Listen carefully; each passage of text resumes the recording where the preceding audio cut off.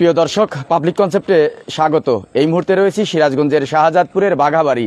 তবে বাঘাবাড়ি আবারও দক্ষিণ পাড় উত্তপ্ত হয়ে উঠেছে। তবে শাহজাদপুর থানা পুলিশ এবং আইনশৃঙ্খলা রক্ষাকারী বাহিনীর শক্ত অবস্থানে, কঠোর অবস্থানে কিন্তু পরিস্থিতি বেশ তাদের হাতে এসেছে এবং হাতের নাগালে এসেছে। প্রিয় দর্শক, মূলত শাহজাদপুরের বাঘাবাড়ি দীর্ঘদিন কয়েকটি গোষ্ঠীগত মারামারি, দাঙ্গা হাঙ্গামা, একে অপরে হানাহানির কারণে এই এলাকাটা কিন্তু দীর্ঘদিন পরিস্থিতি খুবই উত্তপ্ত। কিন্তু দীর্ঘদিন পর আজকে কিন্তু সন্ধ্যা পর দু গোষ্ঠীর আবারও একে অপরে উত্তপ্ত হয়ে হানাহানি লিপ্ত হয়। শাহজাদপুর থানা পুলিশ সঙ্গে সঙ্গে এই তথ্য পেয়ে এখানে ছুটে আসে। শাহজাদপুর থানার ইন্সপেক্টর জনাব আবু সাইদের নেতৃত্বে এখানে শাহজাদপুর থানা পুলিশ অবস্থান করছে।